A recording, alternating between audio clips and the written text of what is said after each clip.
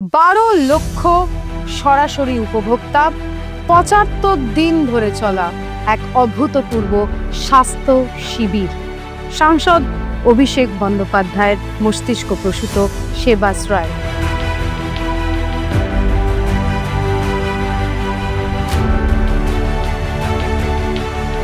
Diamond Harbour Lok Sabha কেন্দ্রের 7টি বিধানসভা কেন্দ্র জুড়ে এই কর্মসূচি যা গোটা দেশকে দেখিয়ে দিয়েছে যে সদিচ্ছা থাকলে মানুষের সেবায় নিয়োজিত হওয়া যায়।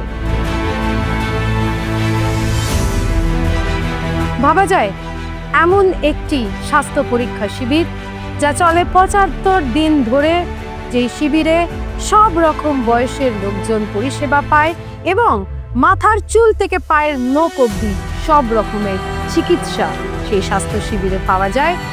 এক বিরাট কর্মসূচি, এক অভূতপূর্ব কর্মসূচি, যেখানে হয়তো কেউ ফিরে পাবে তার দৃষ্টিশক্তি, বা কেউ ফিরে পাবে তার স্মৃতিশক্তি, কোনো মা খুঁজে পাবে তার শিশুর চিকিৎসার আশার আলো, বা কোনো বৃদ্ধা বাকি জীবনটা সুস্থভাবে কাটানোর এক আশা।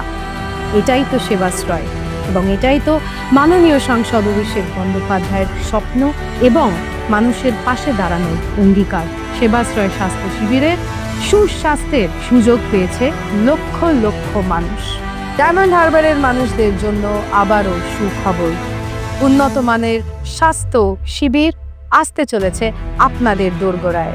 আনন্দের সাথে জানাই, আসতে চলেছে সেবাশ্রয় 2, যেই স্বাস্থ্য শিবিরে আরও অগণিত সাধারণ মানুষ সুস্বাস্থ্যের অঙ্গীকার নেবে।